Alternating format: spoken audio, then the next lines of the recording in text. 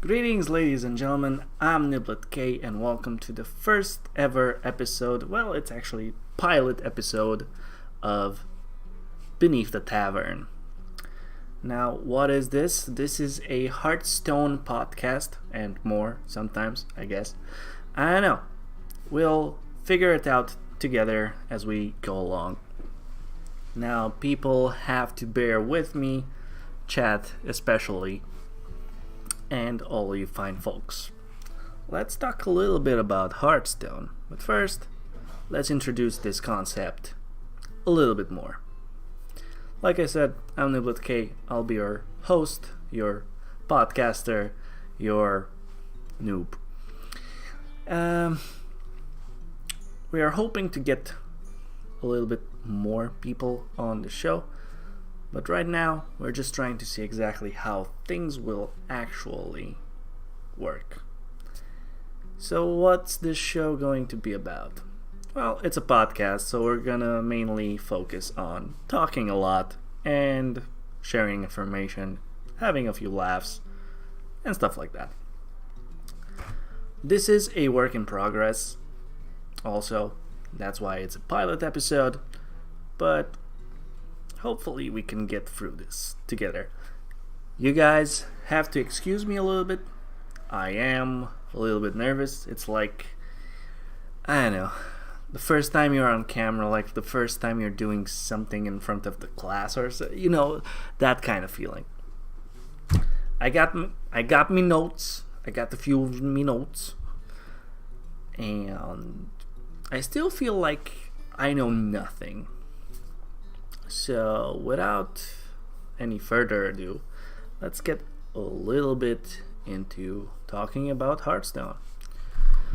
Now, this is going to be a little bit interesting because I need to figure some of these things out. So, first things first. Hello. Say hello to my desktop. This is where we will do our sharing of information and whatnot. First topic for tonight is actually the new Hearthstone expansion. So Hearthstone has teased and also announced the Doomsday Project. Now, what is the Doomsday Project? It's the upcoming Hearthstone expansion.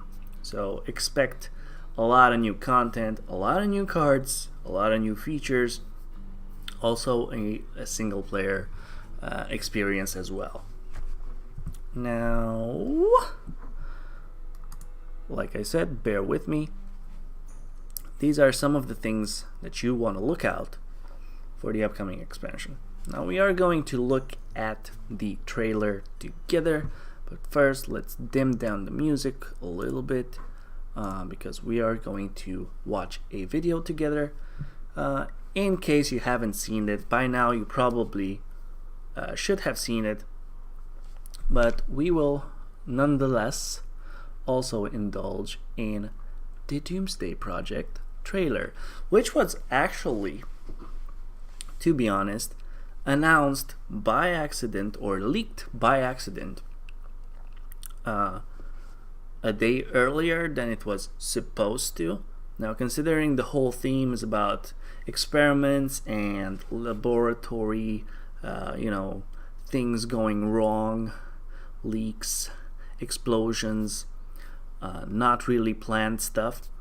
That's kind of a unfortunate mishap. So it might be something they planned, which is kind of interesting if it actually was planned.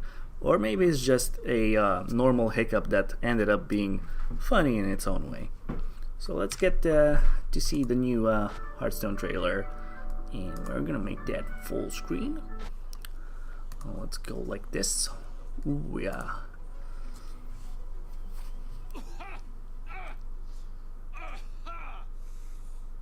Yeah. I don't know what that is either. Oh, hello there. Hi, welcome. My name is Dave Kozak from the Hearthstone team. I'd like to welcome you to the Hearthstone R&D labs. Where over the past few weeks, we've been cooking up something pretty special and top secret for you. But first, let me show you this informative video. So Mr. Cusack here is the new guy that is going to be all about Hearthstone news and coverage and developing and stuff like that. I live to build things. Bombs mostly. So, come Bombs. with me and we'll create all kinds of new inventions. Bombs mostly. Bombs mostly.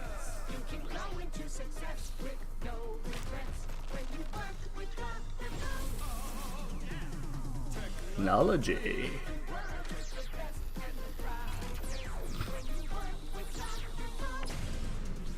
Ginormous mechanical pneumatic gorilla robot arms for smashing everything. What he said.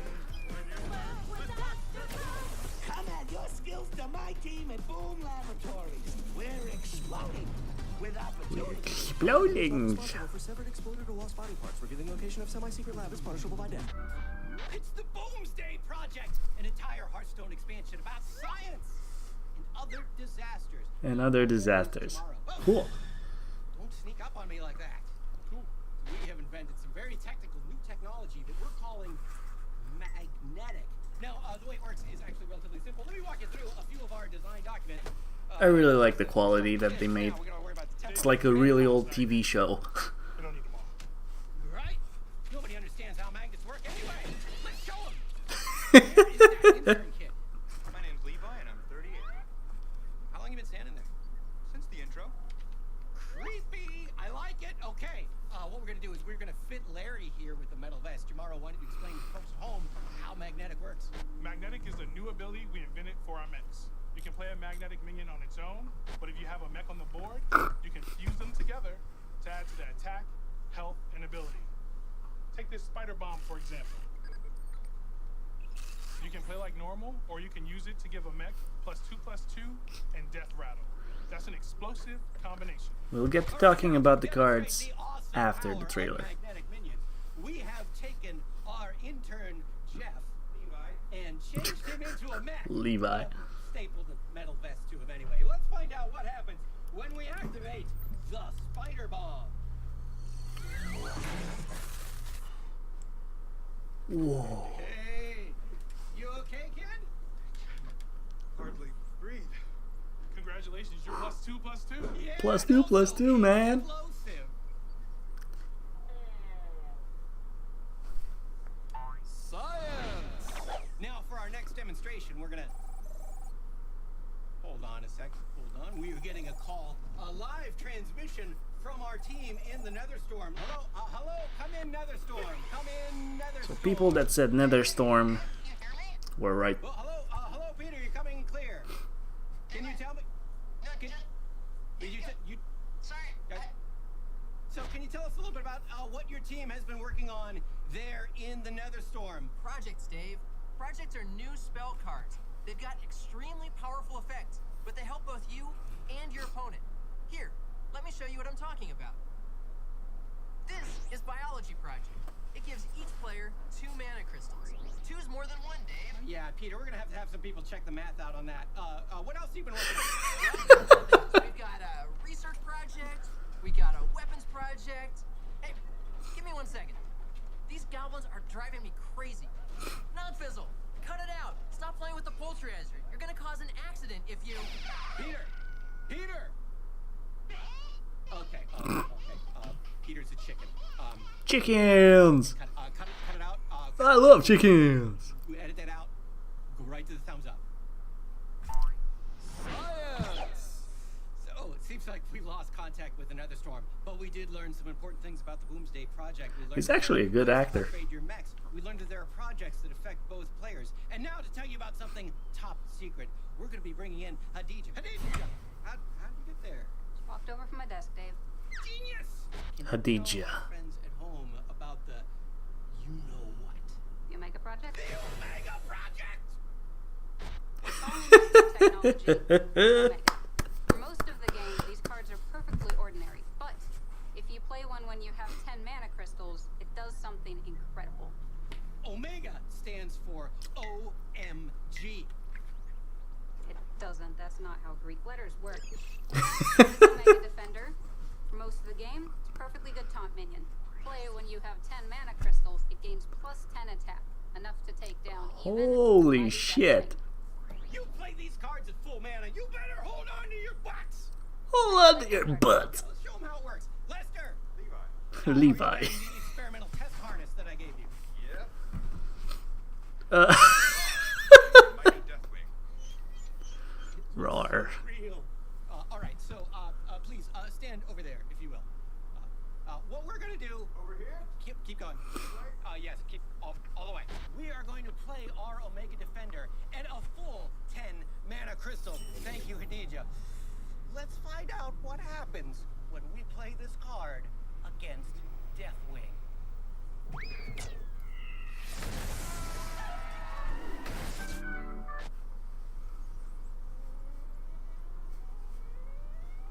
Okay, cool. It worked! Hey, you doing all right? You look a little crispy. Yep. Just peachy.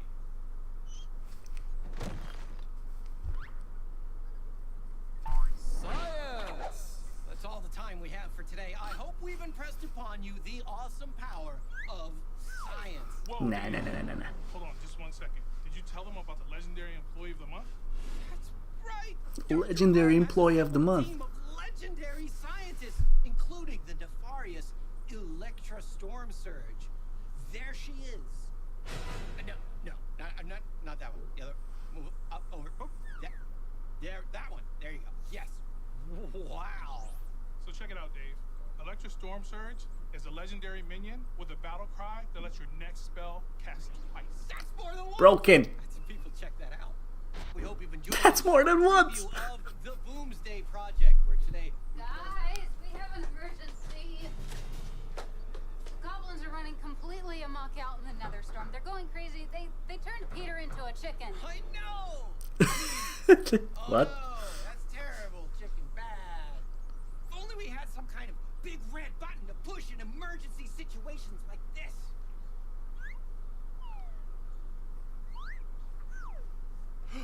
Look, Dave! That's convenient.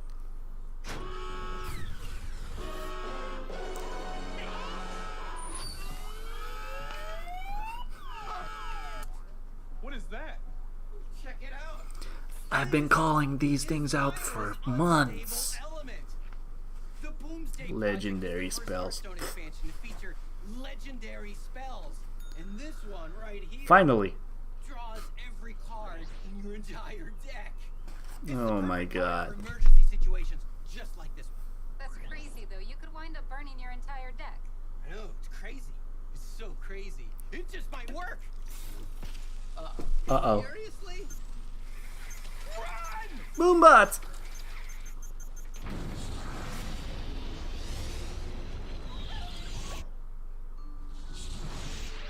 So apparently, they have all been shifted into the Netherstorm.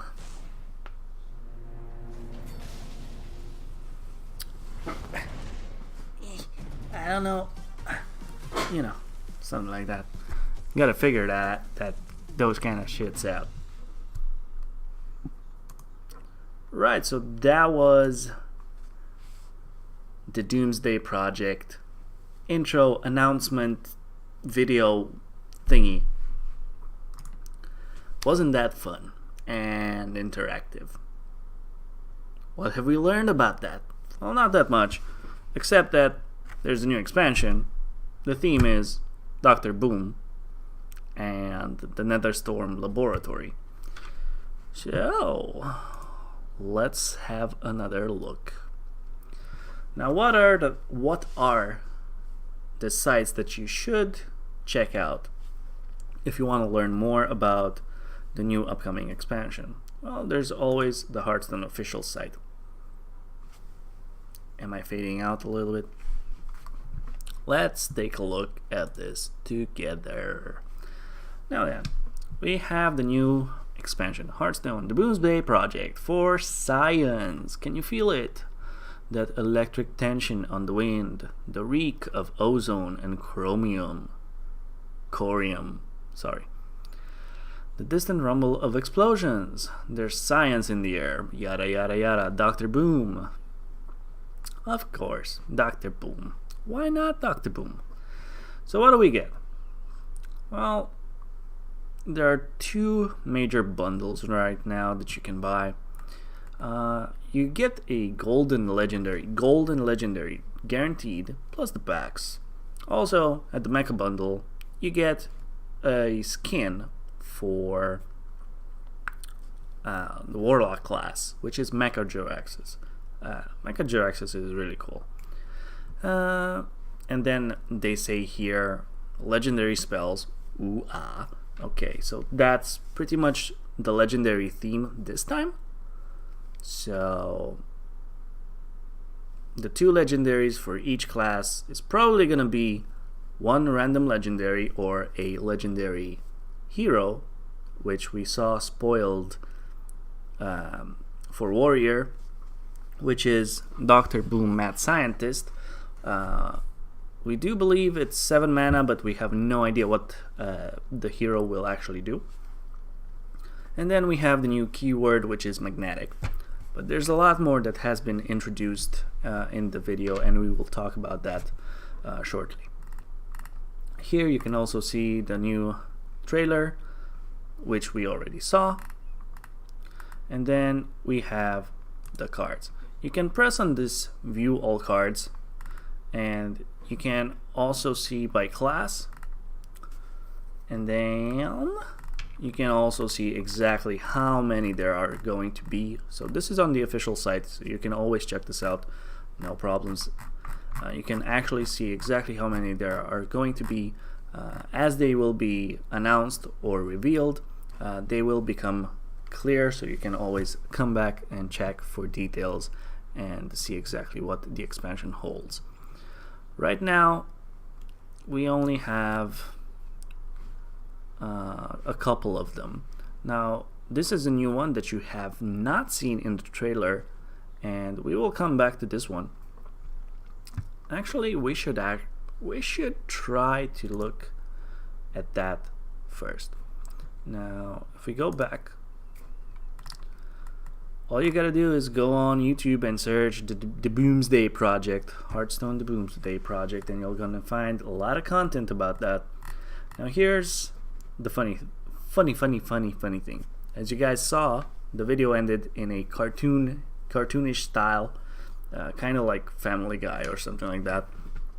And it's gonna be on an episode basis, I guess. And probably each episode they're going to reveal a card or possibly even more.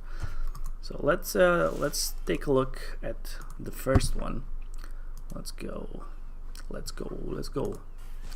So this is where we left off. Whoa, what happened? There was so much low-budget CGI. Low budget CGI. That was actually amazing. Must have taken us to the Nether Storm. Dave, Hadija, Jamaro, Peter. They must be here too.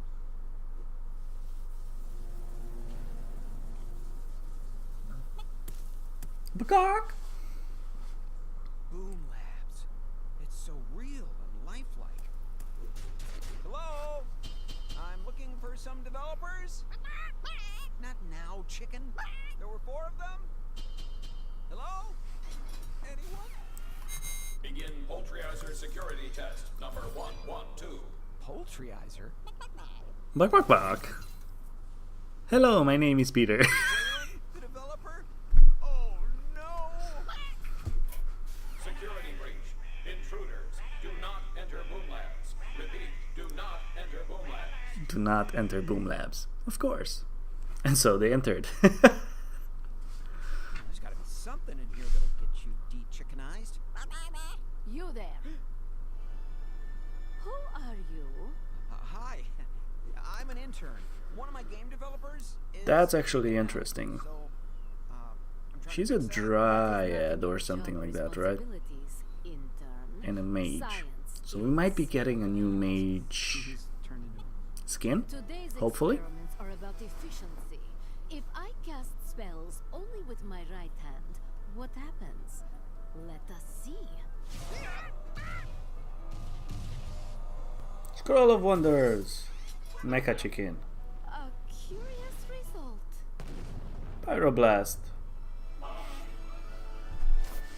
Legendary Stargazer Luna. So I can draw tons So it's not. But only if I have the mana to play them immediately. It's not a skin. Right, Peter. Meta She is the implications can legendary. wait. We still have to find the others.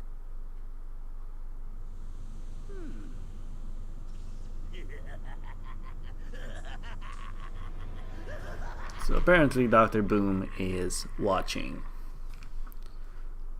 keeping everything in check. Cool, let's get back to what we were looking at. So first card is the Spider Bomb. Let's talk a little bit about the Spider Bomb. So Spider Bomb is a 3 mana 2/2 mech for hunters. So it's a hunter class specific. Now, this said, maybe each class will get its own magnetic mech that does something specific to its class, or maybe nothing even related to the class. Like, I mean, if you look at the magnetic death rattle that this little Spider Bomb has, it says destroy a random enemy minion. Of course, it's kind of like Deadly Shot. It actually works the same way. It even costs the same mana.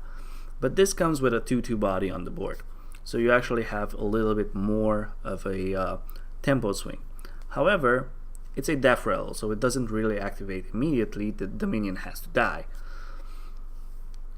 This is where the magnetic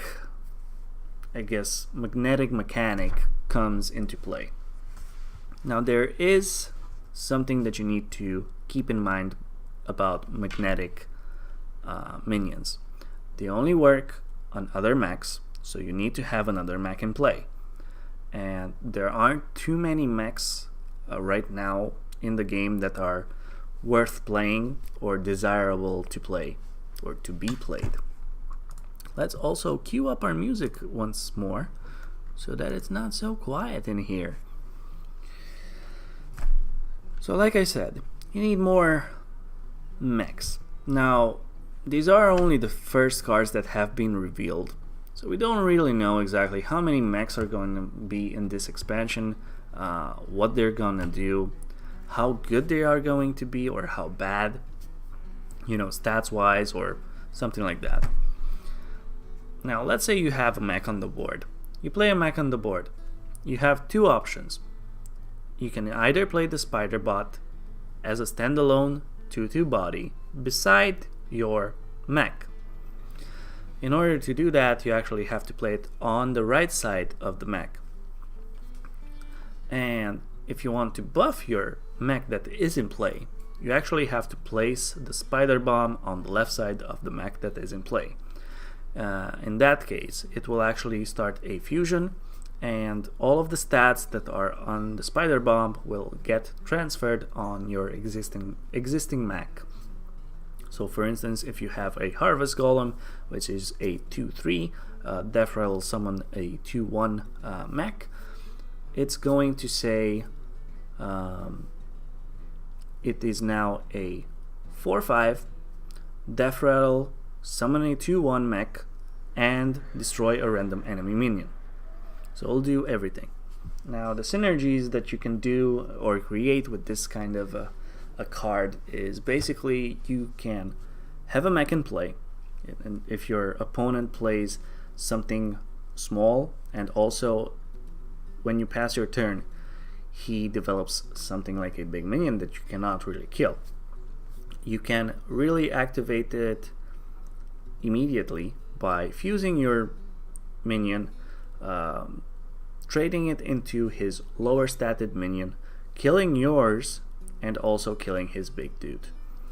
That's basically theory crafting and, theories of plays.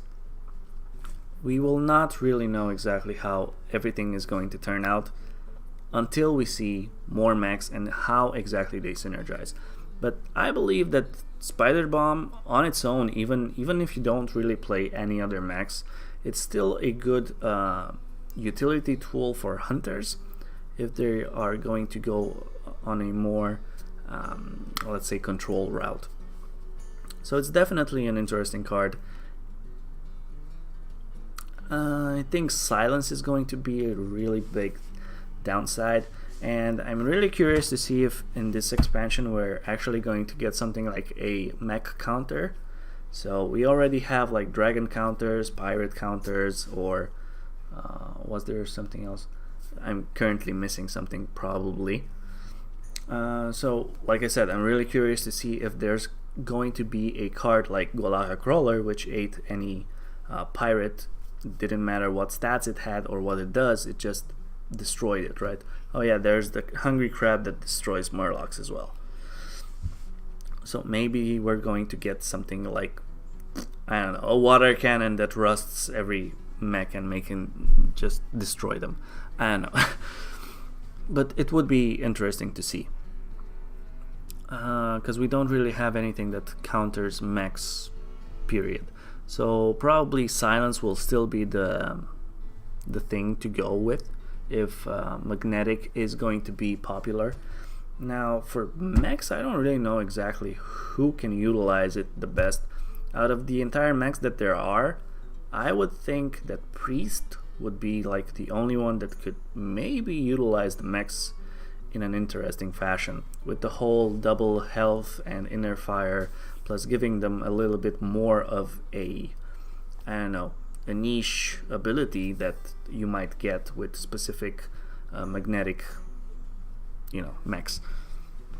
So that's interesting to see. But again, this is a little bit too early in the expansion to really know what the potential of magnetic is going to be. It might end up not being healthy for the game like at all, and it might not even be played at. So we'll just have to see about that. Next card. Okay, now this one's a big one. Why is this a big one? It's just a 1 mana cost card. Well, it's Biology Project. They said they have a ton of projects. So basically all of the projects are going to do something for both players. In this case, this is a Druid card, and it says each player gains 2 mana crystals. Those are full mana crystals, just like Nourish. So that means if your mulligan hand on the coin, and I heard this before, and it's Firebat's most adored combo out there right now.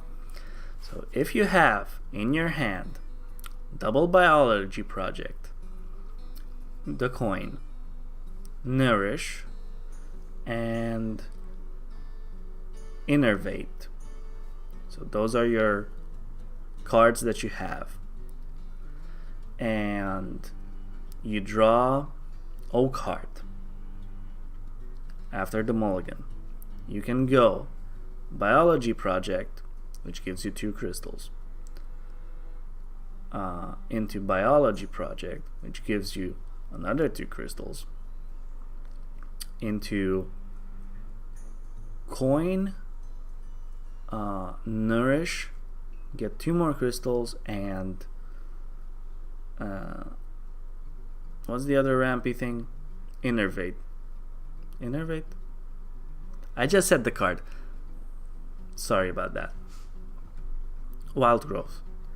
And then you can pretty much on turn 3 play Oakheart. I think it's on turn 3. I don't know. He said it.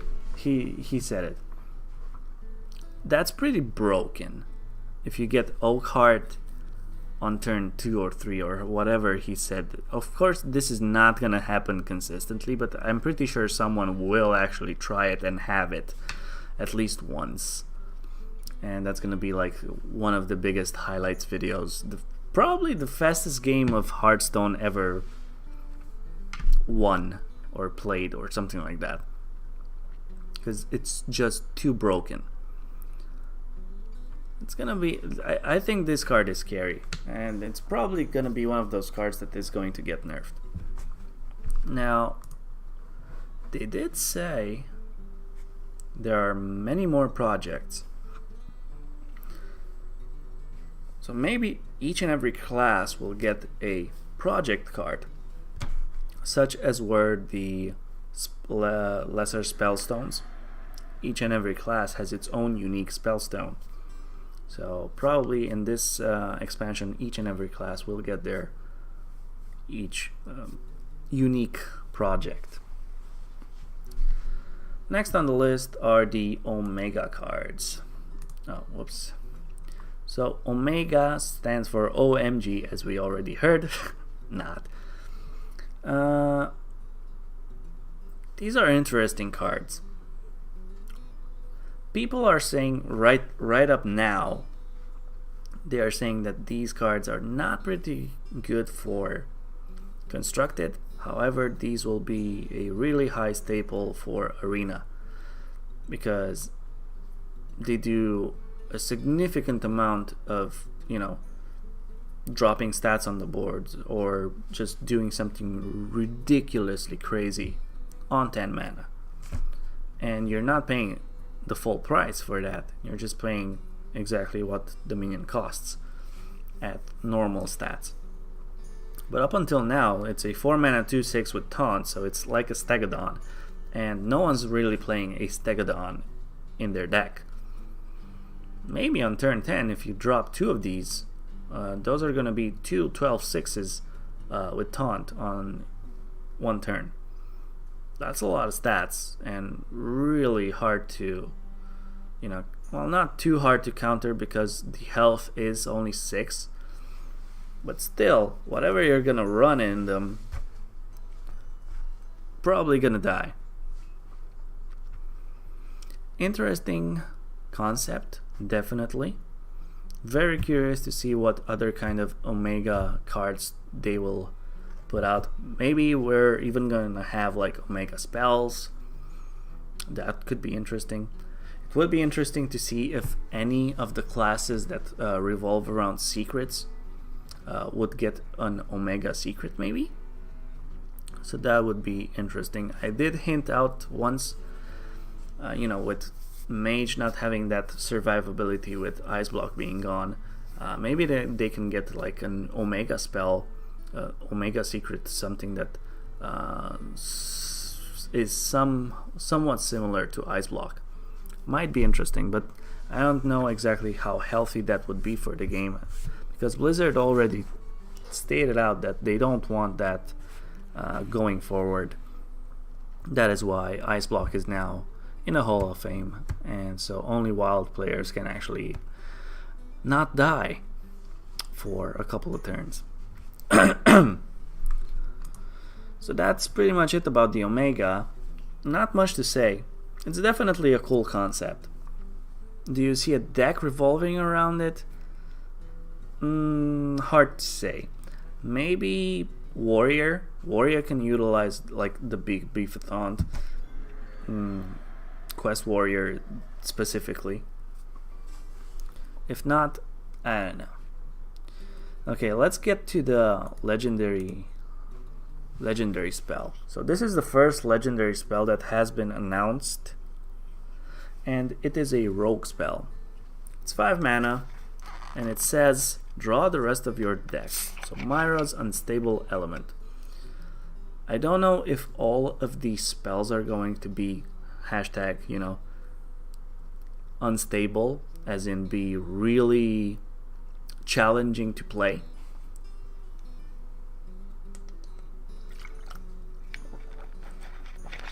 But it's definitely interesting. Now, people say this is going to be one of those cards that is probably not going to see any play, because it's going to be really high level or really situational to play. But Rogue has specific things that he can do. Like there's Miracle Rogue, there's Kingsbane Rogue, which actually doesn't let you fatigue like at all. So if you have a number of decks, you can actually go in with Hammett, right? Start playing out slowly, drawing a little bit more until you get Hammett and Myra's Unstable Element, I guess, and then you can just have specific tools that you want to have, blow up your deck, draw the rest of your deck that you really wanted, and then just Kingsbane all over, just drawing Kingsbane and daggering up, making it so that the dagger always is destroyed and goes back into your deck. Granted, you're not going to draw anything new at that point, but whatever it is that you put in your deck, like for high value, you're already going to have in your hand. So players that are really good at deck building, so to say, and know exactly what they want, maybe it's just gonna be a meme card, maybe, and someone's gonna burn themselves really hard. I don't know. It's definitely an interesting concept. Maybe you wait until your deck is almost empty, and then you put a bunch of spiders in, and you have this one huge board swing where you draw like the rest of your deck, and you draw the entire spiders, and you fill your board with 4/4s. That might be a thing. Or you just want to out-tempo them. Zalay said that this card might really be good in Odd Rogue, because Odd Rogue utilizes a lot of things to get ahead on board, have really high tempo, and do a lot of damage as fast as possible, and really direct. So having all the tools on turn 5 already assembled, even so, you kind of struggle against Odd Rogue to stabilize, because their hero power giving them a 2/2 weapon really lets them maneuver around board control a lot easier than other classes do. Plus Rogue also has a couple of removal options that are really high and impactful, such as Valspine. So yeah, that might be actually a good card. It's definitely gonna increase your percentage chance to win faster. It's also going to be like a big high coin flip at that point. You're either going to finish the game really fast, or you are going to flip basically the wrong side of the coin and just end the game immediately and lose. Okay, that's pretty much about Myra's unstable element. We don't really know how to evaluate this card further, because we don't see the big picture yet. This is going in blind, so every streamer, every Hearthstone streamer player that sees the cards is going to tell how they feel on what current meta there is now. So what classes utilize, what kind of deck archetypes they have, that's what they are going to analyze the new cards with. So they can't really analyze a legendary spell based on what cards Rogue might actually get, because Rogue might get something that says, I don't know, if your deck is empty, or whenever you get fatigue, do the same amount of damage to your opponent. And maybe then you want to start taking fatigue and you also kill your opponent. I don't know, it's just an idea. But like I said, we don't know exactly what cards we are going to get. Let's say maybe Rogue has a really good project card that works with the legendary spell.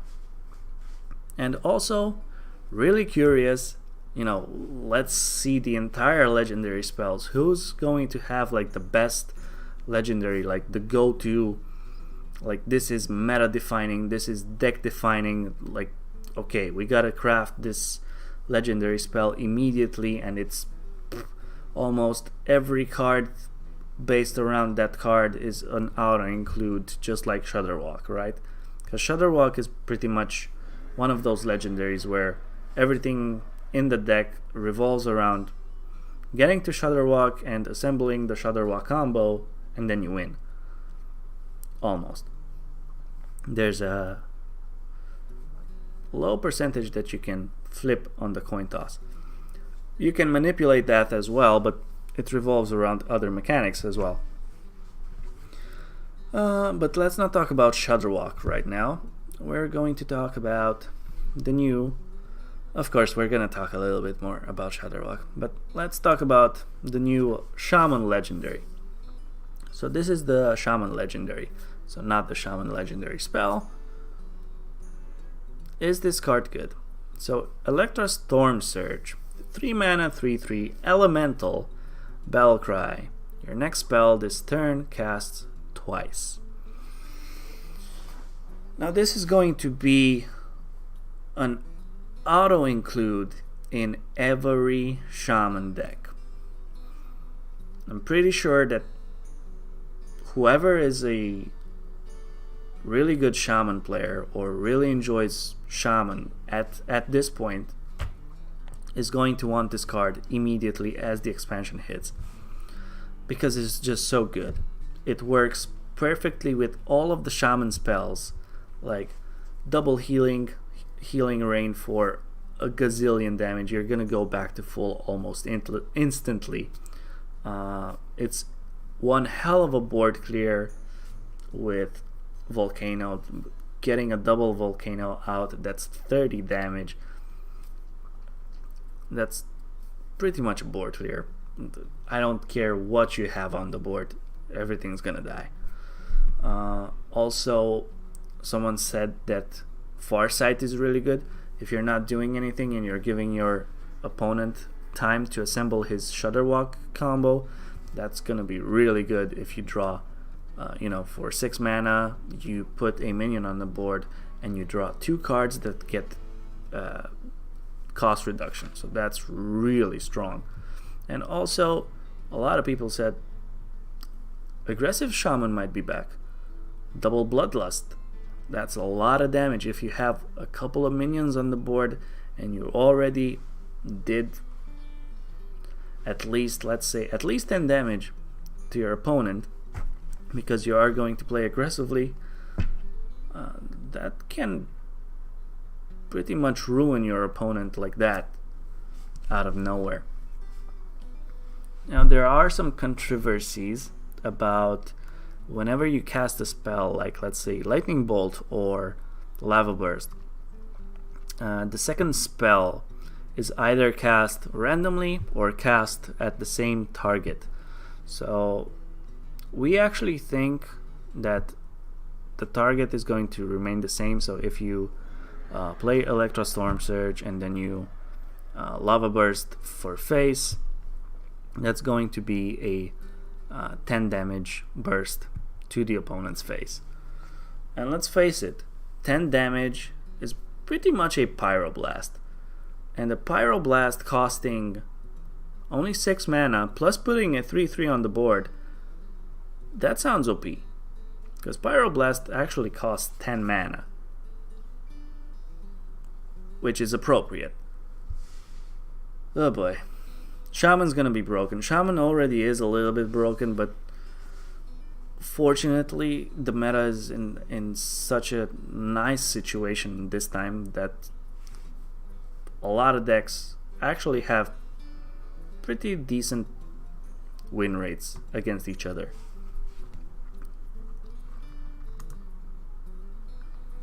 Ooh. One more. So this one was the card that was revealed lastly in the little small cartoon episode. So Stargazer Luna is actually the character that we saw in the video. So that was a mistake on my part. So a 3 mana 2/4, good stats. It should survive on the board fairly well, depending on what happens. It's definitely gonna be sought after to be destroyed as fast as possible. So this card says, after you played the rightmost card in your hand, draw a card. So effectively, whatever you draw, if you can play it then, you draw again. And whatever you draw that turn, again, if you can play it, you're gonna draw again.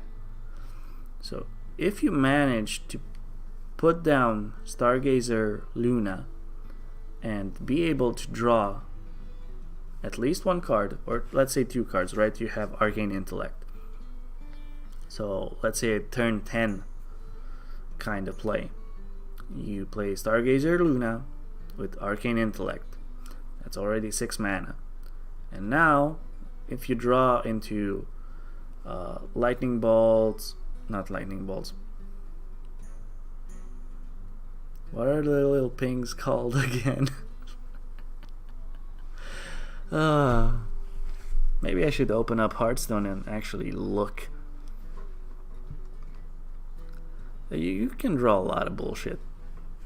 And if she sticks around and it's 10 mana turn, and you start drawing into your burn, you can start burning, just playing a lot of value. So those are the class cards. None is neutral. Wait, yeah, okay. Omega Defender is neutral, so 1 neutral card. What class hasn't been shown? Priest hasn't been shown. Paladin hasn't been shown. A lot of classes haven't been shown yet. Now let's go back to the Boomsday Project. What else is there? So those were the cards. Now here we see a little bit about what I was saying. There's the Omega Defender. So it's a 12/6 for 4 mana. Then we have Legendary Inventors. Okay. That's probably gonna be the Bloodlust turn. Holy shit, is that overkill? Overkill! And then we have the projects. Yep, 2 full mana crystals. We can see them there. Damn. Let's see that one more time. So he's at 1 mana. He gets 2, and then he coins out a 3-drop on turn 1. You can actually play Flappy Bird on turn 1 on the coin. That's a little bit busted. As usually on turn 1, no one can counter Flappy Bird. And if you start going face with it, getting Wind Fury, by turn 3 you can do a lot of damage. Almost half of that. So here we have some researches. This is interesting because we have lethal, destroy the enemy hero. Can we actually do anything with these? No. So wonderful news, everyone. We've got a whole series of exciting experiments lined up that will push the boundaries of acceptable research. Now all we need is a few hapless test subjects. I think that's hopeless, but helpless maybe. But it's hapless. Okay. Lab assistants to help us complete the study. So what do we have? We have lethal, so destroy the enemy hero. That sounds a little bit busted. There might be something that actually just wins you the game. Mirror says create a perfectly mirrored battlefield. That sounds OP again. Board clear. Clear the battlefield of minions. That sounds pretty good. something like Twisting Nether. And survival. Survive the enemy hero power. Huh. That's interesting.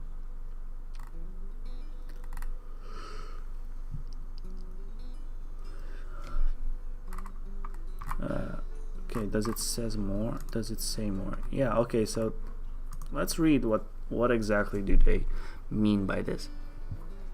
So finally, the survival trial requires the test subject to restore their own health in order to survive their opponent's next onslaught. A recent study has shown that dropping to 0 health inversely correlates with winning games, and this experiment will further explore that relationship.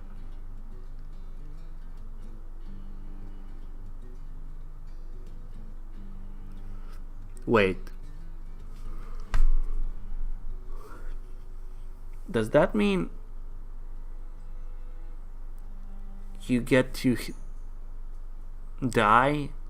So if you have 0 health, you win and your opponent is defeated?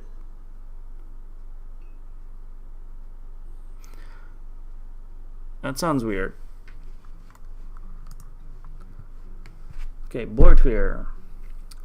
Pretty straightforward. Clear the board of all minions. Our research suggests that minions play an important role in winning matches, and this set of challenges will help us better understand how to get rid of them.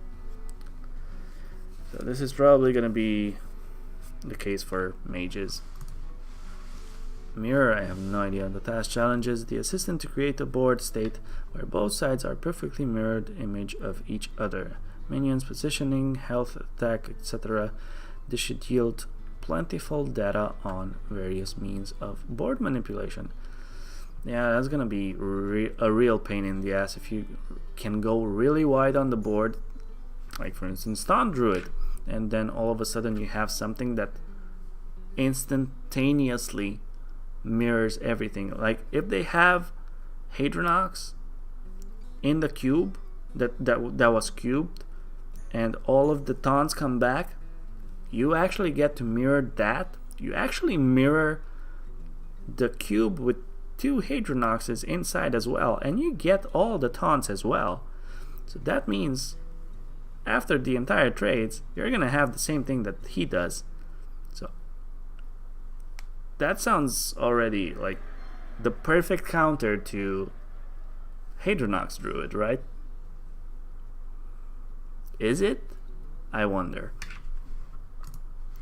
Then we have lethal. In this experiment, the assistant is tasked with neutralizing the opponent in one turn using the cards at their disposal. We accept this will provide valuable insight into the destructive properties of many of our inventions. So probably OTK, right? That's what it stands for. So there might be specific cards that require you to do something before activating them, maybe, and then you just win the game. Volunteers needed. No, thank you. No, thank you. Okay, another site that you can go on is Hearthstone. Now, Hearthstone has a little bit more details, so here are the things. So, the Doomsday Project is a Hearthstone expansion, the second Hearthstone expansion of the Year of the Raven. That is correct. Has been announced and 5 cards have been revealed. That is also true. So the expansion launches on August 7th. Cool. New keyword mechanic, we already talked about that. Projects are new spell cards with extremely powerful effects but help both players. Excuse me. Omega Project are the cards that are normal when played before reaching 10 mana. Upon reaching 10 mana, we all know they get a significant buff in stats or abilities. We don't really know exactly what the buffs are going to be. There will be legendary spelch. What the hell is a spelch? legendary spells, such as one that draw your entire deck. So each class will definitely get a legendary spell. Any theorists out there?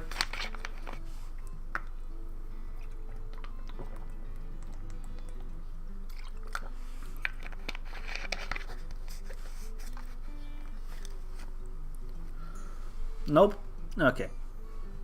So we got a new Warlock hero, Mecha Jiraxis. It's definitely a cool hero.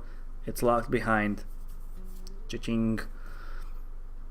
Some people are going to get frustrated about that, but some people actually enjoy something like that because it helps out, you know, having something unique.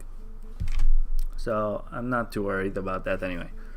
Warriors are getting a new Dr. Boom as a legendary playable hero. So the teased portrait that was on the wall is actually a hero card. At least that's what it appears to be in the video.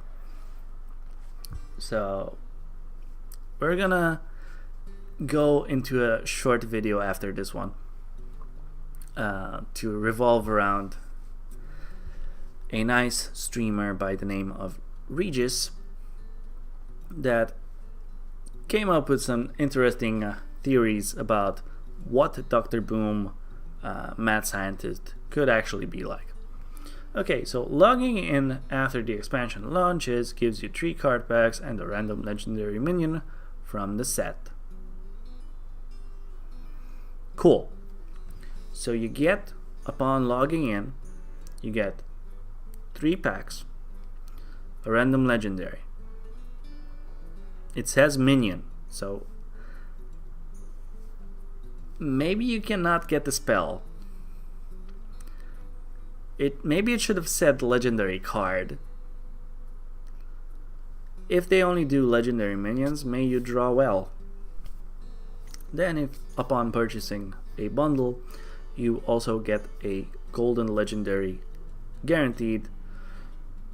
Plus usually when an expansion hits, in the first 10 packs that you open, you have like a guaranteed legendary drop.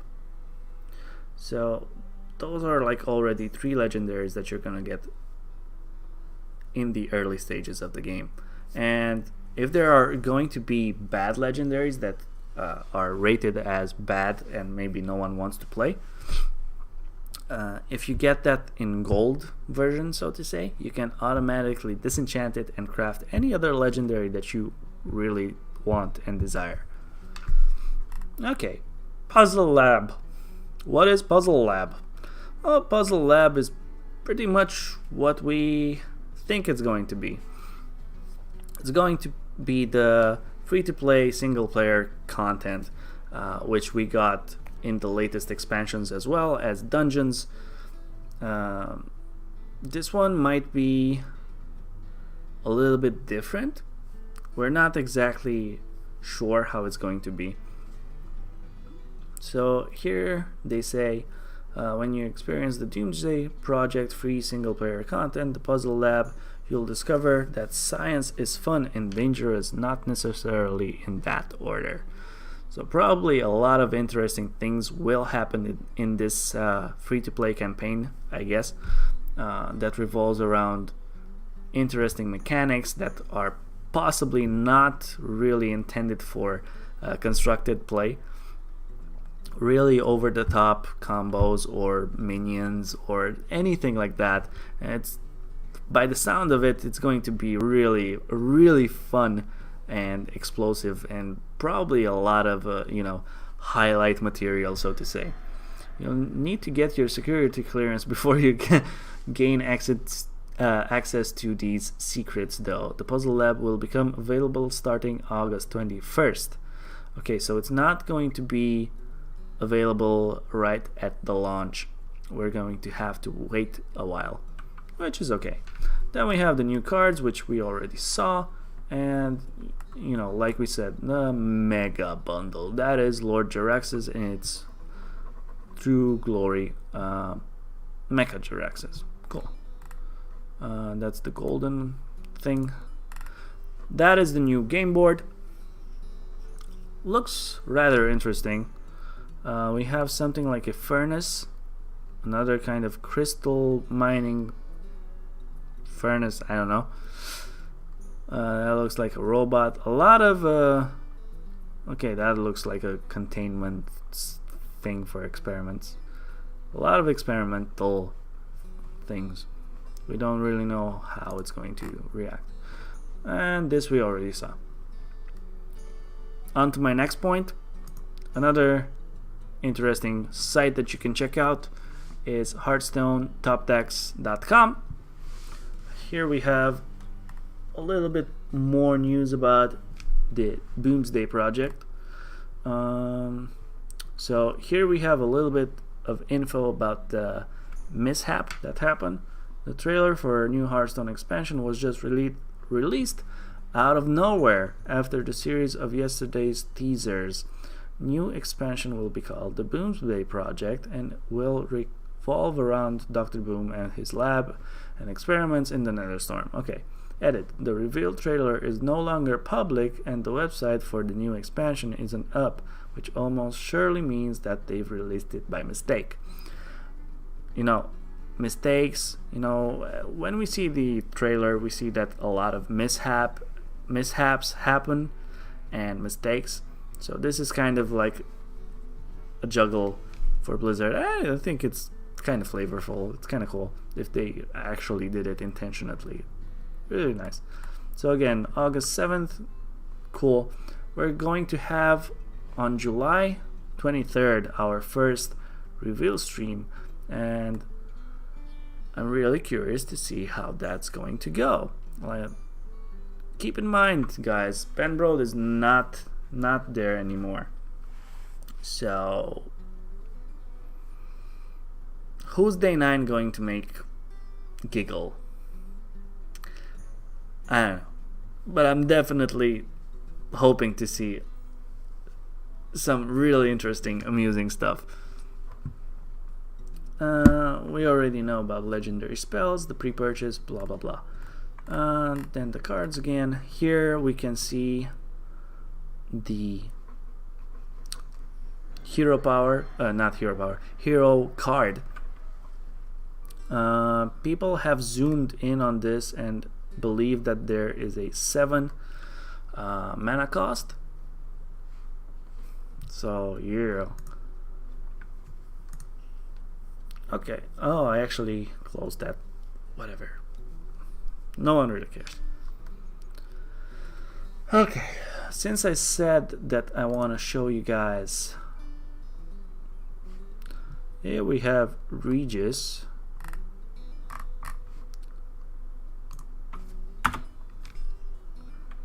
Where is Regis? Regis.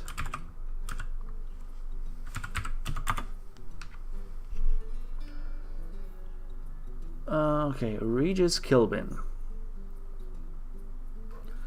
He's doing always some interesting theory crafting videos.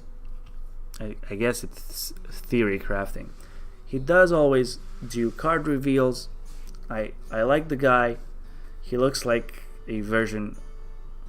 I'm just gonna say it. He looks kind of like a fusion between me and Jesse Cox. He's always so jolly and happy, and I don't know. I just love the guy. He's really full of fun-loving energy all the time. Really cool guy. Definitely check him out. So let's see. But okay, here we go. 5 potential. Hello, Regis Gilman is the name in Hearthstone. See, I told you we kind of look alike. Designs for Dr. Boom, Mad Genius. If you don't know what I'm talking about, in the reveal Kinda. For the Boomsday project for the upcoming Hearthstone expansion, they teased a new hero card, much like Whoa. we saw with Agatha being teased. Sorry about that. Witchwood reveal.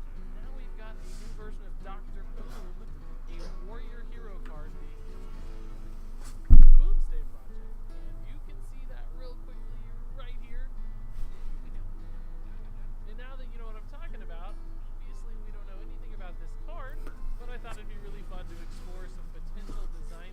Yeah. Okay, let's explore. I hope you guys enjoy this kind of content. I think they do want to respect the tradition of Dr. Boom, so I wanted to take a whack at what some cool designs and gameplay mechanics for this new hero card might be. That said, let's go ahead and jump into them. So for my first design here of Dr. Boom, This one's the best for me. this space where pretty clearly Dr. Boom is a pun, or at least a reference to Dr. Doom. the Marvel Comics character, the villain to the Fantastic Four. So I thought it might be fun to play on that and see if we could introduce perhaps a Hearthstone spin on the Fantastic Four themselves into the game. So The Bombastic Four. see the modifier here reads Gotta hand it to the guy. He's funny. for your opponent. Now that's a nice little rhyme. He enjoys a lot of Word puns. bomb. Now these aren't necessarily going to be bombastic because that is as an adjective it's not really related to explosion. Boombastic. Mr. Fantastic. So clearly summoning minions for your opponent is not typically something you want to do, but as you'll see, since Dr. Boom is a villain and he doesn't want to face off against strong opponents, he wants to face off against weak opponents. These are minions that will essentially backfire for your opponent. They do things that your opponent doesn't want them to do. And Okay, let's see. you as the person playing Dr. Boom. So first up here we'd have Mr. Bombastic, a 2-mana 1/5 minion. Huge head vision. By its owner's spells, hero powers, and battle cards. Mr. Fantastic from the Fantastic Four is really stretchy, and I figured, hey, if he's stretching all over the place, maybe he gets in the way a lot, and he's such a big target that you gotta hit him with your spells and hero powers. So if your opponent, for instance, wants to cast a fireball, suddenly they are forced to fireball their Mr. Bombastic before they can target anything else with their Mr. Bombastic. So as long as Interesting. it's alive, guess what? It is taking up that space. It has to be targeted. So clearly, can really disrupt your opponent's plans and maybe even break combos and stuff. Oh, definitely. Beyond But that, what we have about random spells? Invisible Woman. She is not invisible, but in fact, her downside is that she makes her opponent's minions invisible. So as long as Visible Woman is on the board, your opponent's minions are going to have stealth, which means you, the Dr. Boom player's minions, are going to have stealth. So that can really help you protect them, and sometimes even make it difficult for your opponent to kill their own Visible Woman, meaning that your opponent, your minions would remain in stealth against certain classes. So they may have to dedicate some resources to kill this thing beyond just using it to trade in and kill itself, right? They may have to ping it, they might have to use a spell, so on and so forth. Now that said, you might say, well, that means your minions are going to stay in stealth forever. Well, no, we actually do have a plan here with the fourth card, which will eventually enable the opponent to kill their own Visible Woman. So it's Ah, not gonna last okay. forever, it's just a Robot Torch.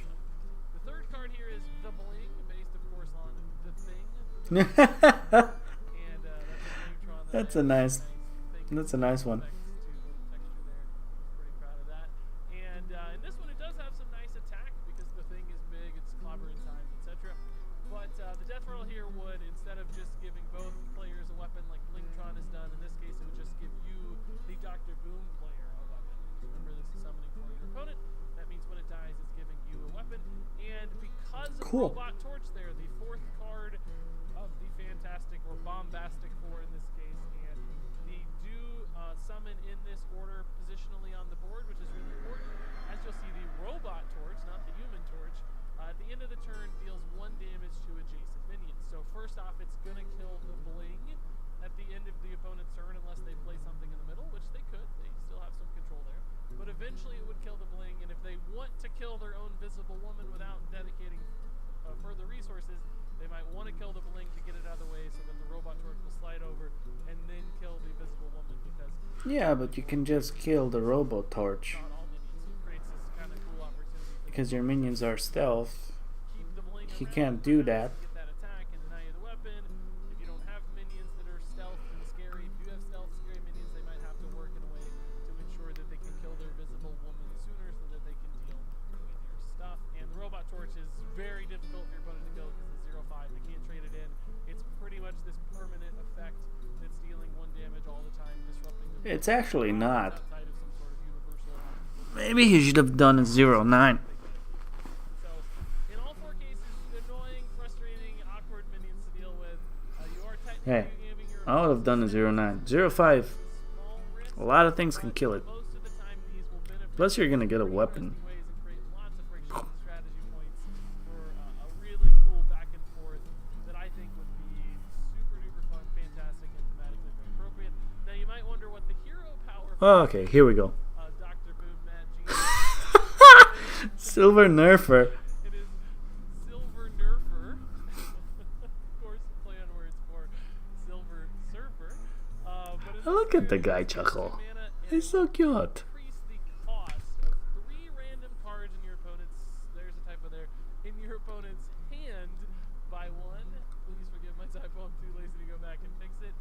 So essentially, it'd be this sort of reverse Emperor Thaurissan. It wouldn't affect their whole. Oh, hand, in only your a few opponent's random head. cards, because that's how Blizzard nerfs everything, right? They just increase a few cards mana cost by 1, and they call it a day. The Silver Nerfer hero power would do the same thing. Now, that is a pretty powerful hero power, I think. That might be a slight bit unbalanced. I'm not as worried about final design as like theme and creativity. So That's 2 cards.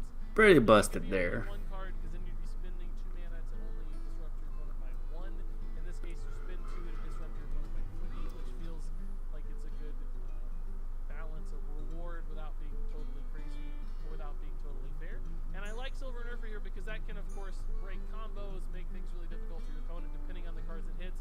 And as you repeat it turn over turn, you might nerf 1 card 3 or 4 times, making it unplayable if it started at 9 or mana or 8 mana. Yeah, I don't really think Blizzard is gonna do something like that. Which means your opponent has to play in a strategic way where they're like, man, I need to play my 9 mana card right now. If it gets nerfed again, I may not get to play it, or so on and so forth.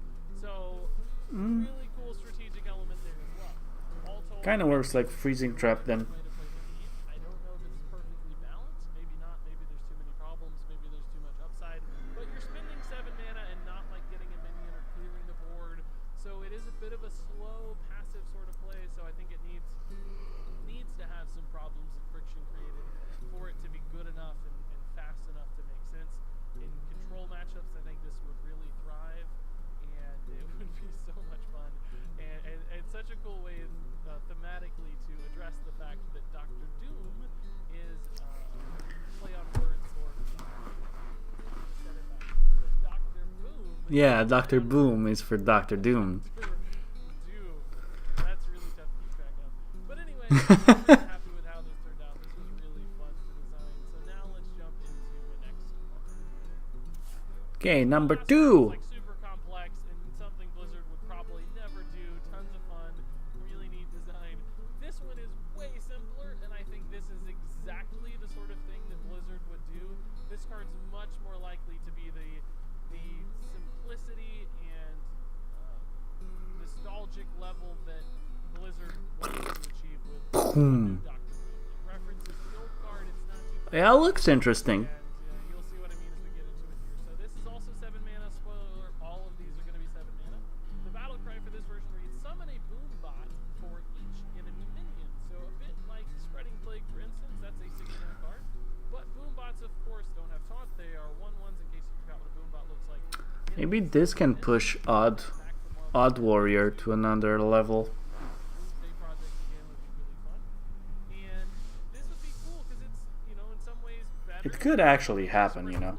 Because these could do tons of damage. They Odd could Warrior basically already has decent 12 tools. damage to your And getting that opponent's armor. That would be a total of 28 Hoo, potential hoo, hoo. damage on board for your boom bots, not counting, of course, their own attack value. But it could also be completely useless sometimes. Your opponent could just overwhelm you, kill you, and totally ignore the boom bots. Yep. You have to find the right sort of board state and game state to make this a reasonably good Well, it's really good with still gonna cause some problems an and AoE. and do some cool So stuff. a whirlwind effect. If you actually manage to get a couple of these little Roy bots on the board and then do a whirlwind, Equally that's pretty good. by design, obviously not because I'm lazy. You saw the previous card. It's because I think this is exactly You're not lazy. so for the You're just working too hard, dude. I know exactly what it is, what and how it is. hero power compared to some of the hero cards we've seen before. For instance, Blood Reaver Gul'dan dealing 3 and healing 3, that's a huge swing. A boom bot Yeah, that's true. Actually worth roughly 2 mana, even though they cost 1 technically according to the card. The 1/1 stat line plus that really positive death rattle effect is actually rather strong. I mean, if you compare it to Paladin standard hero power, you get the same body, but you get an awesome death rattle on top of that. It takes trades, it creates problems, it deals damage. Yeah. Eventually, if you do that turn after turn after turn, it's gonna add up to lots of damage and lots of value. So I'm thinking he's gonna have something like a laser beam. that would probably be too good, because if you think about how oppressive, for instance, a Baku Paladin hero power is right now, See? imagine if they were also dealing 1 to 4 damage every time they died. That would be insane. Maybe you summon a 2/2 boom bot. Maybe that's a little more balanced. Again, I'm not trying to answer those questions exactly, but I think this is exactly Fair enough. what Blizzard Fair enough, dude. would be likely to do with a card like this. Reference Dr. Boom. It's playable, probably. It's neat. It's cool. Nothing too crazy, which to me makes it a little boring. I wouldn't like seeing this compared to the other cards, but I think we're more likely to see something like this for the actual Dr. Boom. Moving on to my third design here. This one is based on the World of Warcraft character, Dr. Boom, which, if you didn't know, he is actually in World of Warcraft, unlike a lot of Hearthstone characters. And in the game, I guess, I looked this up, I don't remember this, I probably encountered this a long, long time ago, but in the game, he gives your character some bombs, which you then have to, like, throw at him to kill him. Mega bombs. This idea of giving bombs to your opponent, that seems like something a mad genius would do. The evil Sounds cool. would throw bombs at your opponent. So battle cry here is Then effectively we can get Mill Warrior. and of course I wanted to use exaggerated language because that's exactly how Blizzard does the tongue-in-cheek warning type text that was on Dr. Boom back in the day. And a mega bomb, because I know you're curious, it took me forever to click through that, would be a spell. Remember, you can Okay, let me get out of the way. Now, of course, if they don't have room in their hand, they would only get the number of cards available. So if they had 2 spots, they'd only get 2 mega bombs. So you'd probably want to play this when they had at least 5 open spots in their hand. Ideally 5, because then you'd get the max mega bombs, but also burn a card when you pass the turn back to the field. So there's a neat little kind of mill bonus effect happening here. But a mega bomb is a spell that is essentially a ticking time bomb that sits in your opponent's hand. And after 3 turns of it being in their hand, now that means 3 of their own turns, not 3 overall turns. So after it's been in their hand 3 times, when they're able to play it, Can you actually get rid of them in time? and damage to me. So the idea is you're creating this really awkward spot for your opponent. Yeah, but he's losing a ton of tempo if he doesn't discard them, like, at all. Don't want any of them to blow off by the end of their 3rd turn. They have to cast 2 the first turn. Well, in any order, they have to cast 2, and then 2, and then 1 mega bomb. Yeah, that's pretty much shutting him down, That 3rd turn, you have a couple left. because he has to play them, otherwise he's just gonna blow up So, instantaneously. If they want to play a 6 mana card right away and play 1 mega bomb, they can. They could do that. And then they'd have 4 remaining. They'd still have plenty of time to get rid of them, but they'd only have 2 spare mana each of the next 2 turns. Yeah, but in those 3 turns, you're pretty much clear of AoE Warrior player, when you play Dr. and of huge taunts, in a way. So you can just go pretty crazy on the board and expect your opponent to do nothing. Either he clears your board and he blows up, or either he just gets rid of the bombs and then you just murder him with everything you have on the board. So that's a little bit, I would say, overpowered. Don't really care. So there are all these game states and decisions where they have to decide how to spend their mana. You know, if it's an aggro deck, they'll probably say screw it and kill you because you just passed a turn. They don't care about the mega bombs. They just want to kill you. They're going to play minions and deal damage. So there are these game states and board states. Yeah, I guess that's a good statement. But Warrior can stall for a long time. Where you play like a really big threat on the 3rd turn, you know your opponent is probably going to need to spend 8 mana to get rid of their mega bombs, and then they can't polymorph because you played your Ysera that turn or whatever it might be. I love the back and forth there. So on top of that, you're probably wondering what the hero power is, and that is Bombs Away, which reads give your opponent a regular bomb, not a mega bomb, just a regular bomb. And that would be a 3 mana spell. That's already broken. He can't deal with that. Timer, but it would only deal 5 damage to the opponent. That's OP. That's OP, dude, because you would actually get to play that, and on your next turn you can always give him a 3 mana bomb for your 2 mana that you spend, plus you can play an 8 drop eventually, and they can't really do the whole 2 mega bombs and little bomb. You're effectively locking 3 of their mana crystals each turn with your hero power. You're So I like this across the board and how it operates. Now, are the damage numbers right? Are the mana numbers right? I would say no. You'd have to play test this a million times to see how well it would work. Maybe it's an 8 damage instead of 10 damage for the mega bomb. Maybe they're 3 mana and you deal 10 damage. I don't know the answers there. It's hard to figure that stuff out, but I like the idea and the theme of The idea is definitely cool. I give you that. I definitely agree. So up next here, I have another card that I would say is a little bit more grounded in the original version of Dr. Boom, and probably is one that Blizzard would be more likely to design something similar to this. And for this Dr. Boom Mad Genius, the battle card reads Explode all minions. And when I say explode, I actually mean destroy. In this instance, the minions would be killed. And then the explosion part of that means that they would deal 1 to 4 damage to a random enemy. Now what that means, of course, is that if every minion is exploded simultaneously, outside of the case of like death rattles, that this damage would be dealt to each opposing hero. So there are 2 pretty neat interactions there right away.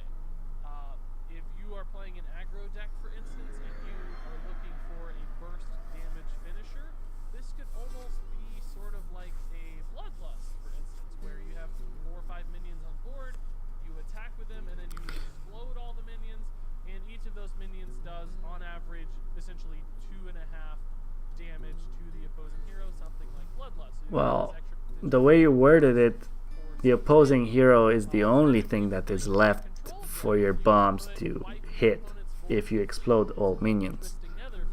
Because it doesn't say explode all friendly minions. It says explode all minions. Effectively, it's a board clear that does a gazillion damage. At least if there's a full board, the minimum is, if you get 1 damage on everything, is 14. So play 7 mana to deal 14 damage and clear the entire board is OP. I'm sorry, I just see these things right now. Okay, let me get that out of the way. And this would be a passive hero power, and for this one, all friendly minions, when they die, whether they're removed or just die via trade, would explode as well, dealing 1 to 4 damage. Okay, that's cool. Passive ability, that's kind of nice. And applying it to any minion that you play. Now, in this case, of course, these could hit other minions for removal, could hit your opponent's face. However, boombots work the same way here. Now, I think this is a pretty powerful. That one's worded correctly. Minion-based deck.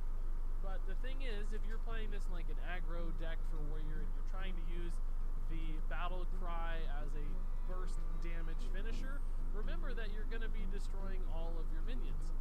So you're going to have to reload the board pretty substantially if you want your passive hero power to take effect and be powerful. So It's a 7 mana 14 minimum. reload to get value out of this hero power, I'm not sure. But alternatively, if you're playing this in a control deck, you may not have as many minions, but nonetheless, all of your minions serve this extra dual purpose. Okay, maybe not minimum, but Only trade into the minions that hit it. because it depends on how many minions are on the board, but still. Opponent's attack plan or pattern, or removing something from the board, which of course could be great in a control warrior deck. I also kind of like the idea of this with whirlwinds. You know, if you have a lot of small minions, somehow you could whirlwind them to do tons of damage. So there's different ways warrior certainly can synergize with this, but also the fact that it applies across archetypes, I think, is really cool too. So this might be a pretty neat one to see, and it's not totally out of the realm of possibility for Blizzard as far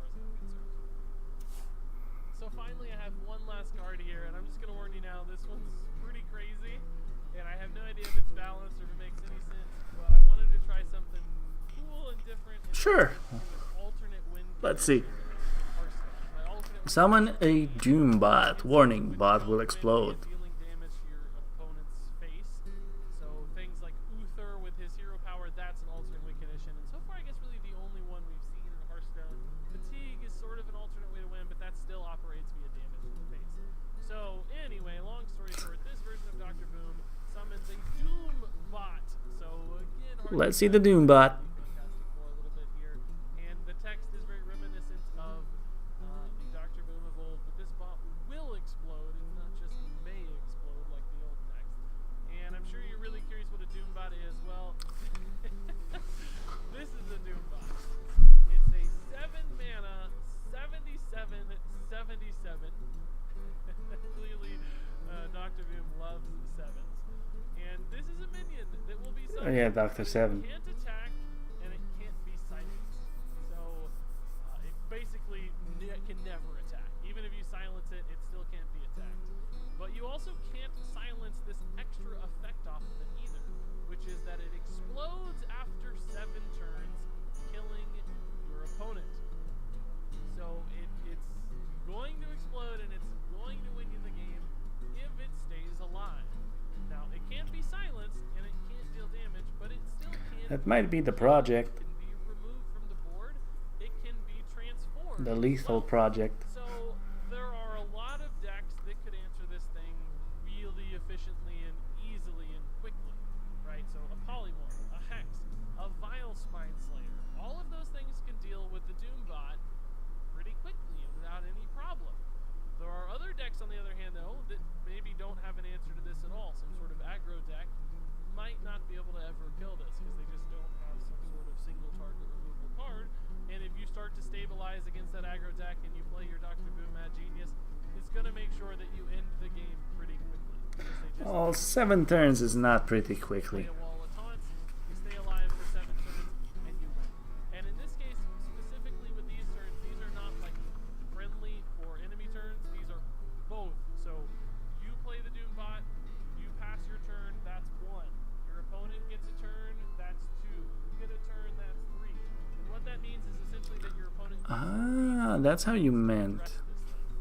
So even if they don't have the Polymorph the Hex right away, they can draw cards, they can look for crazy answers, they can try to end the game because you basically took a pass on 7 mana, so they might just try to race you and kill you if they don't have any Yeah, that could actually you kinda just happen. played a minion that doesn't do anything, you gain 5 armor only for 7 mana, that's really slow. So maybe they try to take advantage of that and push the game where they can kill you before this thing ended, or they just try to draw a ton of cards to make sure they find their single target.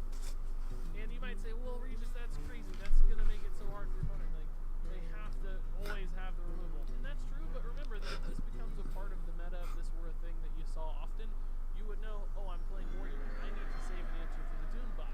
I'm going to keep that Polymorph in my mulligan. I'm going to save it until he plays the Doom bot.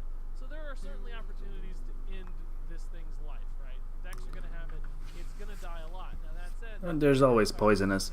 the hero Poisonous power charge. would be a 10 mana hero power that says summon a Doom bot. So again, that's a terrible play, right? You never want to do that. It's a complete pass for 10 mana. It doesn't do anything. Okay. It's interesting. completely passive. Your opponent can run over you.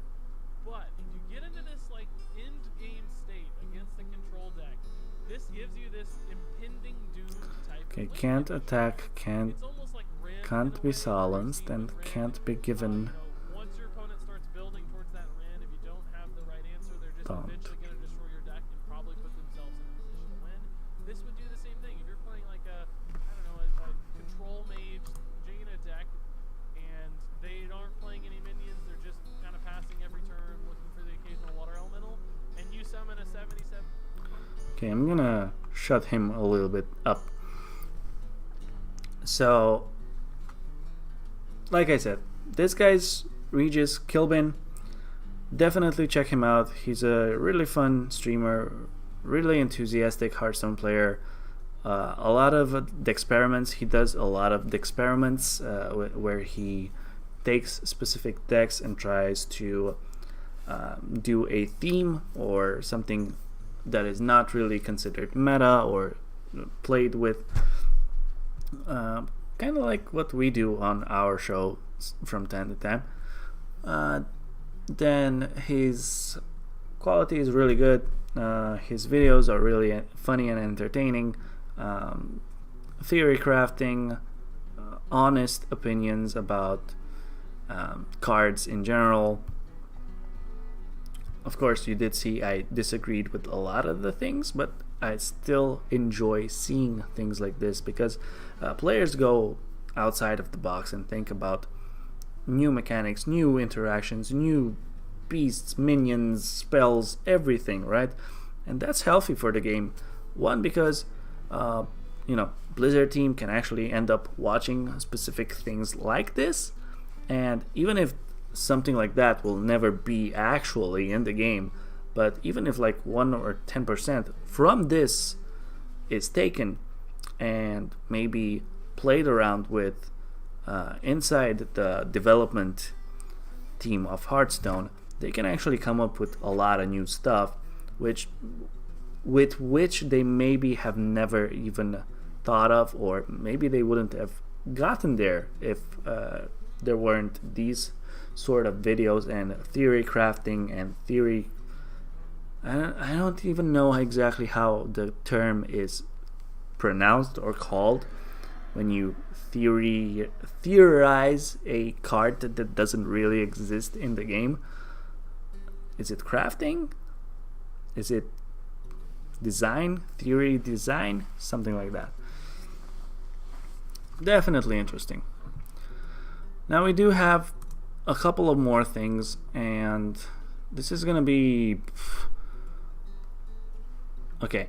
So I just want to say, you can watch the entire thing online on YouTube or on Hearthstone Twitch page. I think it's Play Hearthstone, and you can watch the entire Summer Championship 2018.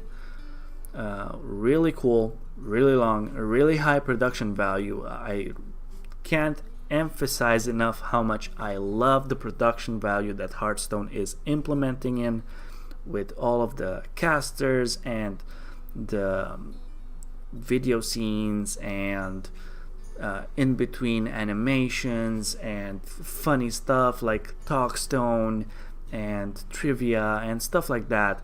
It's definitely gotten to a higher point, and that is really enjoyable for people that like Hearthstone and just want to see great content revolving around that. Definitely really cool, and I really like the Hearthstone community. It's really, really nice. So, like I said, you can watch this on YouTube if you want, full VODs, also on Twitch page. But we're actually going to go into the final match, and we're going to watch a little bit. So what did they have?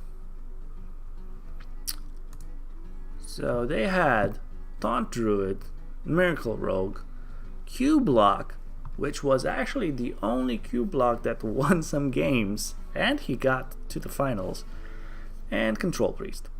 That was A8's lineup. And Bunny Hopper had Miracle Rogue. Apparently Miracle Rogue is really good. Try it out, boys. Even Warlock, that's also a really, really high impactful deck in the meta. Control Mage and Shudderwock Shaman.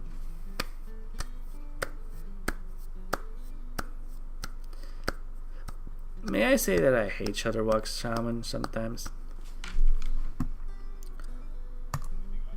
Let's see what they have to say. So you think Q Block's going to be the deck that's tough for A to get? I think So Miracle Rogue is banned, and Miracle Rogue is banned. So no one's going to play Miracle Rogue. First match is Shudderwock against Priest, Control Priest. Like, you know what? I can now entirely focus on the PhD. He's already done that. He's qualified for the World Championship. But if he can just, earn the title of champion before he earns the title of So we're not going to watch the entire video. I'm actually gonna stroll like this because I want to make myself a little bit As the casters were mentioning, this will be our last passing comment on it. Bunny Hopper's a natural. He says he doesn't smaller. play more than 4 hours a day, and he's this good. For him, that's one match. that's like 2 taunt druid mirrors. He has played 4 hours like last match. Oh man. Anyway, but we are into the first game. As we saw, Miracle Rogue Warband, so it will be a control slog in this finals here. Bunny Hopper, though, with the control pillar of Shutterwalk Shaman as his first deck against A8's combo. So we're actually gonna watch the last match. I think this is the last one, and see exactly what happens. Is this the beginning? There's the mulligan phase. Draw a bunch of cards, play their Death Knight with Shadow Reaper in. Okay. Concedes Bunny Hopper 1 game away from claiming the Summer Championship. And if you're A, that's gotta hurt because he planned around Taunt Druid versus Even Warlock. Matchup Should I where put the more I my- watch it, the less I'm convinced that Even Warlock has a chance, but we'll see. I mean, a couple of Even Warlocks have been able to bring it home, and it's largely because we've seen so many of those Taunt Druids win anyways. Yeah, you can Skulk and Geist. Yeah, you can play your Mountain Giants. They naturalize one time before you get the Skulk and Geist. What do you do after that? Yeah, the naturalize is really truly key cards. Much better, right? Controlling druid decks often struggle with early big minions, Mountain Giants. So last game is Warlock against Here that offer just 1 mana, and I imagine this rules Warlock. No, Taunt Druid. draw in the Why do I see 2 Warlocks? Okay, now we see the Druid power. Druid class. Coming up here against Taunt Druid and against Control Druid. Ah, this is 48, but Bunny Hopper still has the edge, just has to win one of these. And we all seen the power of Even Warlock. even Warlock is so strong in the meta.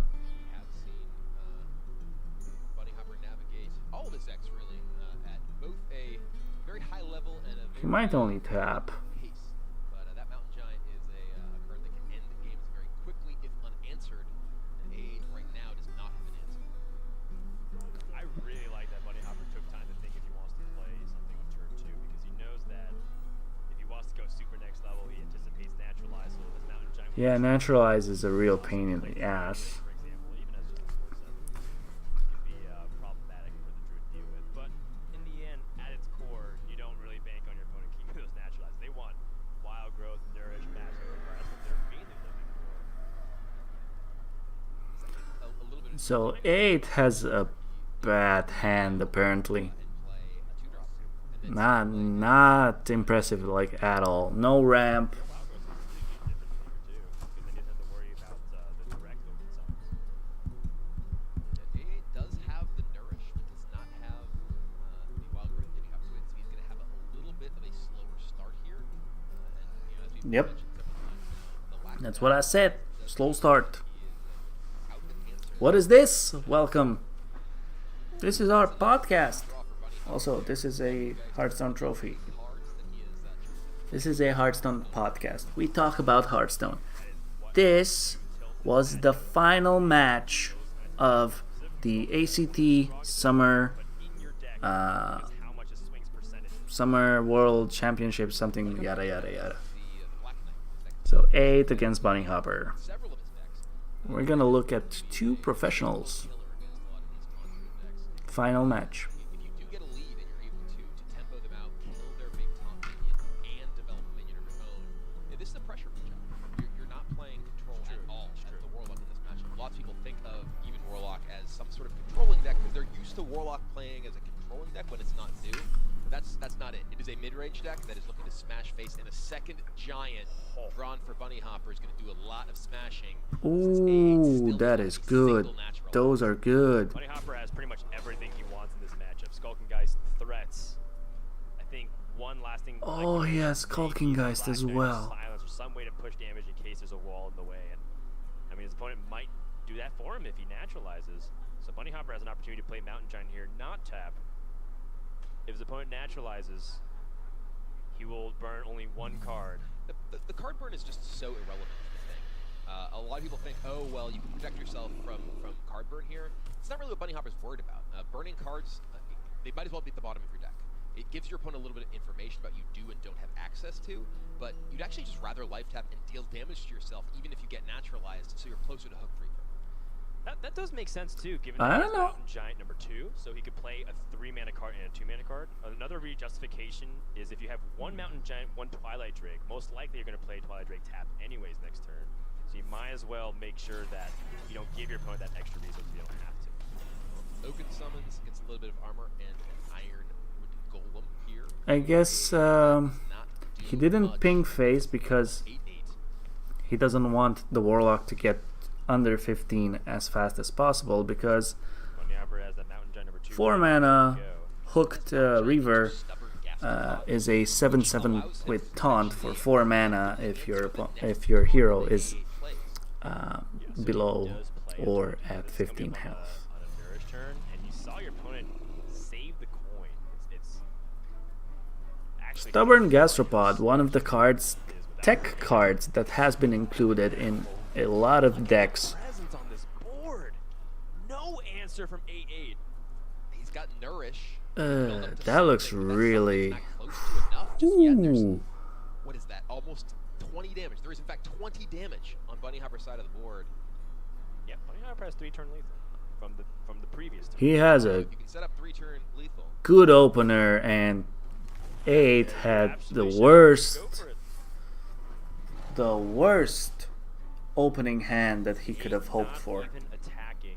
And he could even just play Skulking Dice and shut down any Equinox plus naturalized shenanigans. Oh, This that's is a just lot. A absolute march to victory for Bunny Hopper here. Look We at talked about A8. how he's played these careful, His face is like, deliberative games in all the games leading up to this yeah. point. But right now he is just running over AA3. Damn. I like the Skulking Geist, but Bunny Hopper again not autopiloting outside of the attacks. Jeez. Knows he can't buff his attack anyways.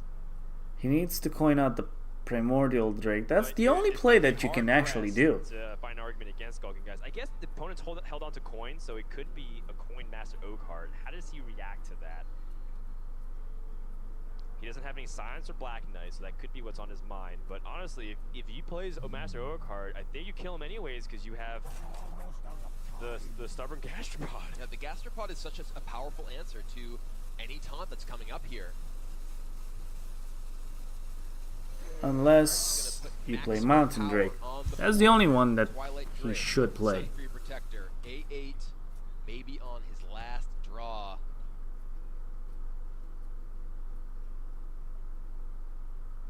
The Primordial Drake can kill the Gastropod, but there's still so much power behind it. Yeah, he's still gonna die. Primordial Drake plus the Spellstone will barely keep him alive on the board with 12 showing. Bunny Hopper can do better than the board. But Bunny Hopper will easily get past it with Hellfire. Yeah. Branching Pass. Digging for naturalizes? He needs it. Finds one!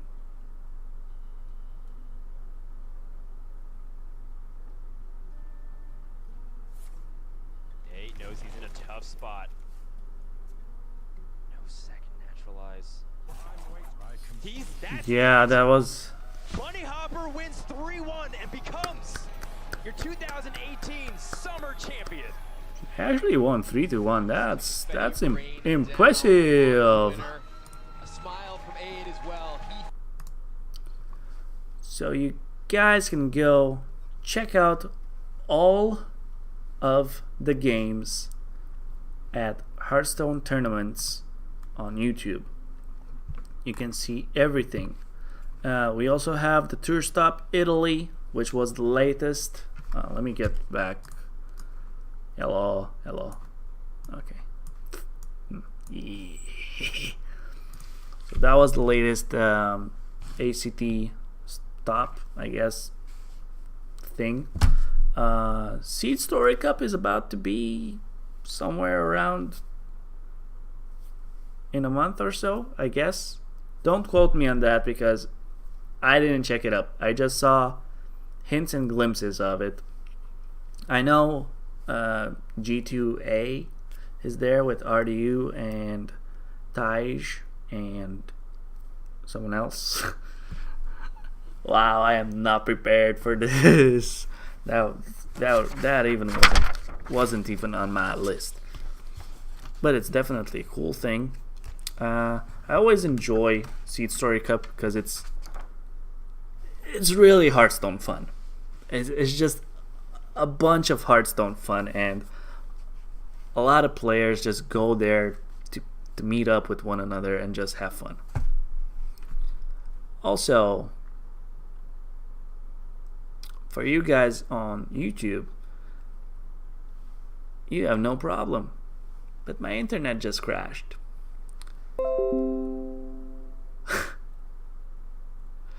So yeah, I guess that about sums it up. I'll leave you guys with a nice outro, shout out, blah blah blah. So here goes nothing. Thank you all for joining. It was a blast. It's a little bit of a work in progress. Definitely a whole lot more is going to come as news and all that jazz about Hearthstone and other, let's say, card game related themes, I guess. Also, on that note, besides Hearthstone, I just want to say that Twitch Prime.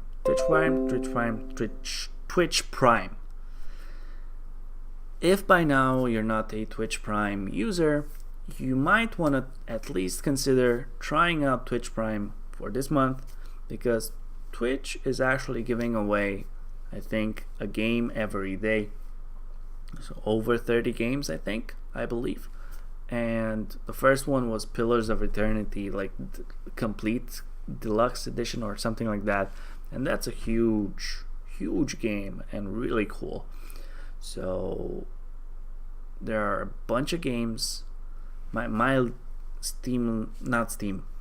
Twitch library is really full right now. There's a bunch of games, really cool ones. Also, Twitch Prime lets you utilize a free subscription to your favorite channel, whatever you choose to, on a monthly basis, and you can be subscribed to your favorite streamer without paying anything. A lot of other in-game content, such as drops, are also each month. There are occasional Twitch offers for specific games, such as Fortnite, for instance, or Warframe. In Warframe, you got specific Prime Warframes and weapons, so that's pretty neat. And yeah, that's all I'm gonna say about Twitch Prime for now. We'll leave this subject, I guess, for another time.